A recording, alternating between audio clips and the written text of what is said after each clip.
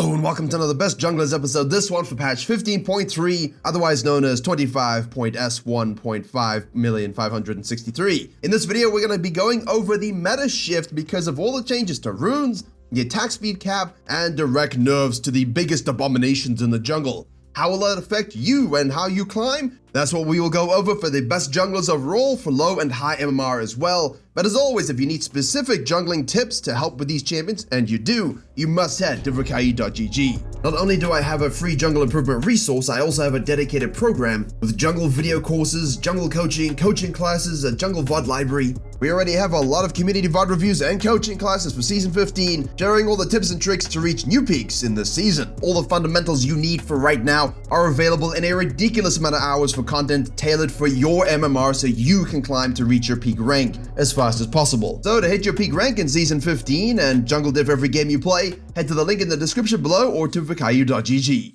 And on the S tier page, it's a full moon because Diana has taken over. With all of the shifts to everything else around us, which we'll get into as per each champion, Diana just sits there, already strong, already good, now even stronger and even gooder. The new tech, which I covered on the gameplay channel with the Leandries and Nash's Tooth, well, Nash's Tooth and Leandries, gives her a lot more DPS rush early for the full clearing and such things, but then with the Faded Ashes spikes her mid-game clearing obscenely quickly when she really needs to pick up to match against the Heckrams. She's already fast, now she's faster. It also gives her HP, tick damage, and now she's unkillable while she still one-shots you, and, my friends, split pushing is always there. Remember, the biggest difference with junglers is who does damage to turrets and actually pushes the map forward at every phase of the game. Not a little bit early or a little bit mid-game and then you forget. Always hit the turrets and, well, she's really good at that. Also, she's really good at one-shotting any sort of Fed member on the enemy team, whether that is a Soraka 1v9ing with the heals or any sort of squishy champion, she will kill them thusly. Now, Nunu is killing things thusly, but it's really the camps on the clears, not the monsters because the jungle pets doesn't apply to it, but the monsters. He does a 303 full clear as Nunu, as a ganking jungler, with win condition, with a lot of damage, a lot of tankiness, and a lot of CC and total objective control. Now he full clears like a Karthus. That's because of the true damage amplification bug that was fixed and now it's applying all the time. So instead of like 1200 true damage on Q, you're doing 1500. So your clear speed is so obscene that it's like you can go ganking as you normally do, but instead of maybe doing like 2 to 3 camps, you just rinse the whole clear. So you've got even more downtime to, kill lanes. Ganking junglers are always really strong when they suddenly become farming junglers. Think about Talent 2021 and it took right 6 months to realize, wait, that's not a healthy play pattern. Nunu mains who are good and understand that the champion is really, really strong and did knee buffs, they are upset with this because now they're most likely going to be nerfed by Freak in a weird way that has nothing to do with the problem that they themselves have created. They need to specially limit what has gone through so that Nunu reverts back to exactly the way he was with the true damage spells and the problem is solved. Only time will tell, but for now, free LP. Next up we have Graves because even though he's been slightly weaker, he has been playable. And with every patch, when things change around in the early season, champions get nerfed, things about him get directly buffed, he gets stronger. Now with Dark Harvest having a 50% increase in the stacking damage for their souls, and Electrocute going all the way up, the domination tree is suddenly a bit more attractive again. What you could have done is just not change the middle row whatsoever, and you wouldn't have had to change anything, but instead they removed Eyeball, screwed all the scaling with champions that like to run that rune set, and instead of having that scaling aspect of, hey, you're snowballing, you get takedowns, you get stacks and Eyeball in that entire row, they just giving it as flat, raw damage, whether you're winning or losing. Enjoy Electrocute, enjoy Dark Harvest stacking. Not exactly very intelligent, but Graves is enjoying this. With his regular build path that hasn't changed in 14 years, you're still going to run over people. Considering also many things have been nerfed, map control is all yours. Next here we have Nocturne, who's just in this really insane spot over the last year and a half, where he's always kind of really, really strong. The Hexblade introduction at the beginning of 2024 really just sealed the deal for his eternal goodness. Strikebreaker obviously there as well, Black Cleaver, you got the Sterex, you've got a few variations you can go in there for full damage, but as always, we recommend here the Precision Tree, playing around your 6, and then snacking those objectives and getting feats of strength as soon as possible, but doing it in an intelligent way. Never feel pressured by the Nunu, by the Graves. Just control your own quadrant, gank where you can, invade when you're strong enough to, if you like the lethal tempo tech, and then use your ultimate on cooldown on the lane you wish to snowball. He's got a very simple playstyle, a great execution, he can survive against pretty much any matchup. Yeah, there's some things that maybe you don't enjoy playing against, but Really, with Nocturne, you can avoid and counter juggle through your tracking. He just has everything he needs right now, even if it's not the most exciting, in order to climb through the ranks. Hecarim is largely the same thing. I know his win rate data isn't as sexy as you might want it to be for how high I'm ranking him here, but that's purely, again, his skill cap has increased with the last round of buffs last year, and he is rewarding those who understand a little bit more about jungle, a little bit when you need to rotate and actually use your E and Ghost to get into places, and when you just need to let people die. Good Hecarims are just balancing that perfectly right now with great farming, insane mid-game ramp-up speed, and a dominating teamfight ultimate. Also, while he isn't directly impacted by all of the rune shifts in this patch, nor the attack speed nerf, when things like Viego, things like Wukong, these things go away and other champions kind of rise up, you can see shifts in when a champion is strong and when they're not. Hecarim, though, is just consistent. He's just solid, like Nocturne. Nothing's going to change this unless there's a direct counter that rises, in which case, you just ban the Kindred and you enjoy your life. Same thing as Nocturne, same playstyle, but honestly, way better. If you can get a grips on Hecarim here over Nocturne, with the Eclipse build going into any sort of utility tank or hybrid fighter that you want to do, there's nothing that can stop you other than your own mechanics and your own decisions. And that's exactly the kind of jungler that makes him one of the best. Jarvan honestly deserves to be higher. I do acknowledge that he is strong right now. He's just so unholy boring. I feel people kind of get into a lull when they play him, and then they either over-farm or they over-gank. He's really the epitome of balanced approach, whether you need to invade, gank, farm, be utility, be the damage backline dive, and picking that for what your team comp demands is the more challenging thing. And by challenging, I mean deciding whether you need to drink water or the poison, because really, since his passive buff last year, again, he is just in an unholy great spot, and with the itemization and the nature of the meta being about fighting and a lot more activity than we expect and what people should be doing,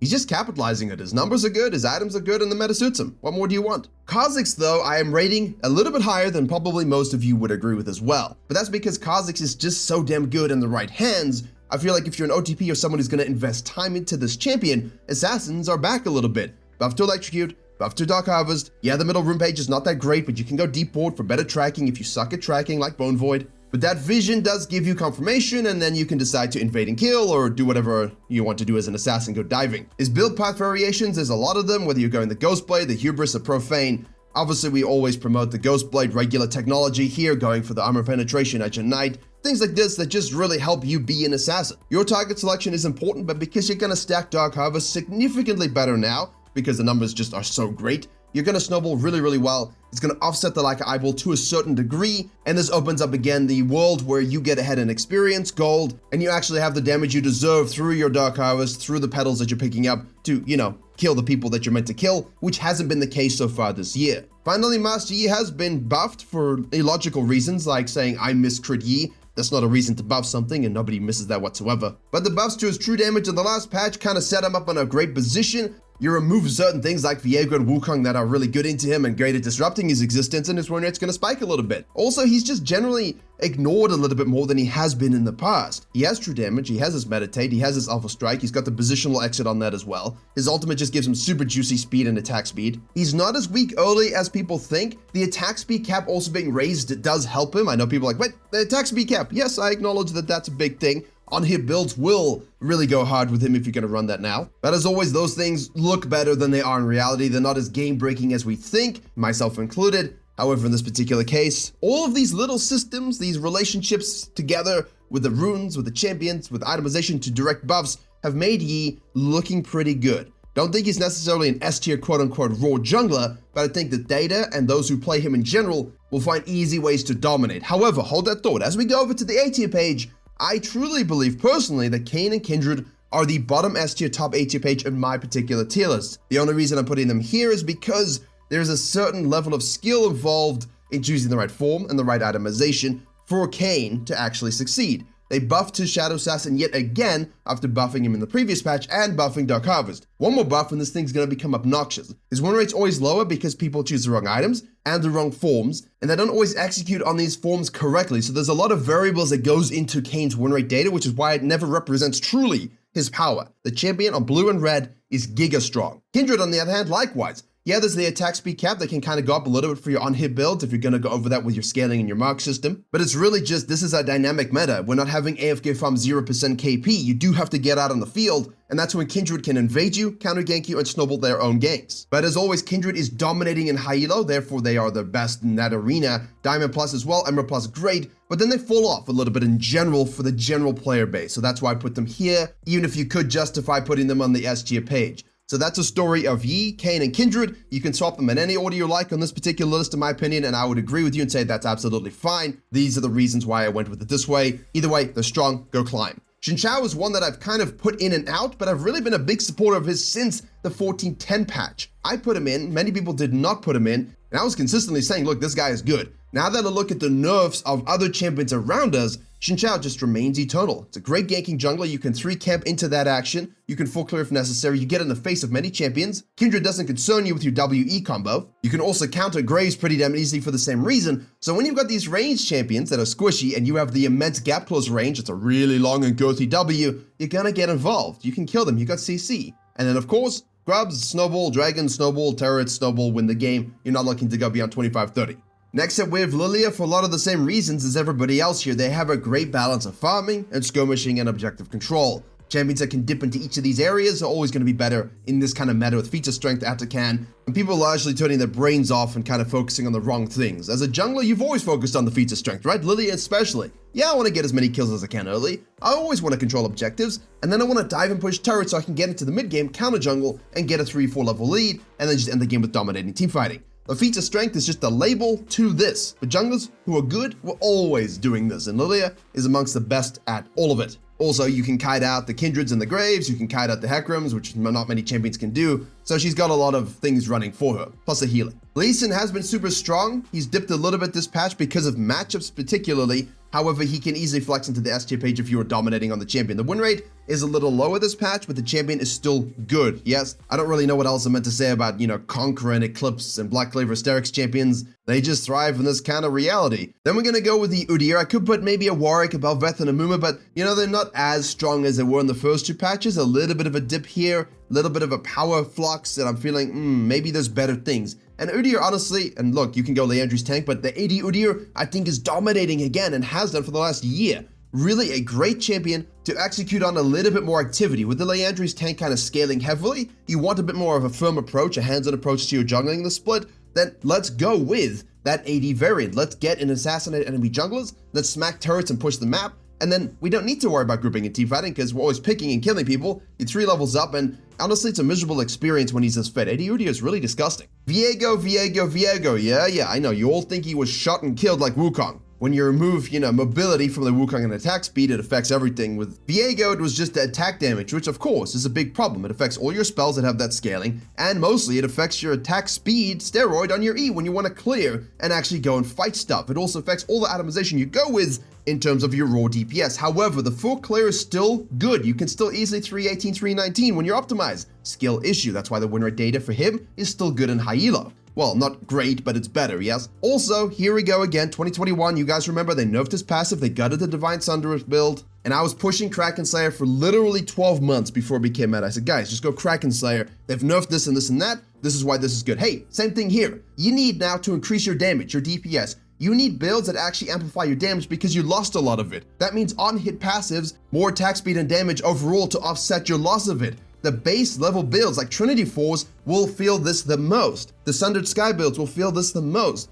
because you're just losing raw damage and those items aren't going to offset that enough. You need things that jump up your damage, but in turn that makes you squishier again. So it's just like 2021 where the champion is weaker. He deserves it. It's been an abomination for so long. But if you go for these more heavy DPS focused builds, and again, I mentioned Trinity Force builds, you can still synergize a Trinity Force with a Collector to kind of offset the damage spike a little bit, right? But really the Kraken, Titanic, Wit's End, the Kraken, Sundered Sky, Death's Dawns, these are great builds as well, and their win rates are still popping off, much like the crit builds because you offset the damage loss. Just remember, you are squishier, you have to play a little bit more differently. This has always been the case with nerf Viego's damage, so get used to the new build. You just can't build 15 different ways anymore. You can still build 2 to 3 different ways, and you will feel fine. Just takes a bit of getting used to. Champion's okay. He's weaker by a lot, but he's okay. And finally here, I want to put Fiddle because he's been a little bit fringe, and I could have put him down, at any point, but really just didn't have that certain oomph that you might want. Well, Electrocute is not giving you the oomph. Yeah, you can do the first strike tree, yeah, you can try Comet, which is honestly hilarious, but Axiomachinus, baby, you kinda need it. However, with Electrocute giving you that insane base damage spike, as well as the fact that you actually scale for Grizzly Mementos more than anybody else because of your effigies, yeah, the Ultimate Hunter Axiomachinus combination is a little bit overkill, but honestly, then you have Ultimate up all the time, so why not? You gotta go Leandries, by the way, not the Malignant. You have enough cooldown hits here, you really don't need more. Focus on your actual proper itemization and obliterating souls, because the champion is very good. There's a lot more to talk about, but we're just going to leave it at that because he's good. Now, for the low elo page, obviously, if Diana's good for everybody, then she's good for low elo. Much like Nocturne. Amumu's still here. He's still good for everybody, but Amumu's just goated in low elo. Warwick and Briar, likewise. Warwick can definitely function higher up. He's still got that juice. Just, there's better champions with higher skill caps and more diversity in terms of how we execute in the meta. And obviously, we're going to have the regulars down here, Master Yi, Lilia, and Kayn. Nothing too unique, nothing too special, but all of these champions really will get you to gold quickly and teach you a little bit about jungling on the way. For high elo, we looked at the win rates in the data and we said, you know what? Jarvan's just too damn good. Gotta put him there. Kindred, wow, what a powered champion. Put them up there as well. And now you're like, but you took Skarner off the general list. Why is Skarner here? Because, my friend, Skarner just does too much goddamn damage. The E nerfs here were definitely huge, right? Taking half a second away from CC is massive. It does impact the synergy, but in high elo pro play scenarios, people are reacting much quicker instead of slower. So when you lose half a second, yeah, it's meaningful, but people understand that, play around it, and obviously, if a Skarner hits someone against a wall, they're gonna die in high elo. And again, his damage is still going to be absolutely monstrous when he's building full tanks. So overall, high elo Skarner, still an abomination. Enjoy. Lee Sin, likewise fine. Graves great, Hecarim good. Kane's doing a super good job here, but obviously you could slap in whatever you wanted, to be honest with you. You could put the Lilia, you could put the Bel'Veth, you can put the Karthus. Diana is a little weaker here with win rates, obviously, because she's more predictable and people understand how to play around it, but still solid in high elo. And Viego's still insanely picked with a just under 50% win rate in Master Tier, which is perfect for him overall, and that's because they understand how to play with more squishy builds and kind of lean into what is good. So general play-based Viegos, if you do what high elo's doing, he will also be good for you as well. And of course, if you are playing in this season, you need to know how to gank, whether you're a farmer or an aggressive jungler. So click the video on your screen now to learn how to become a ganking savant.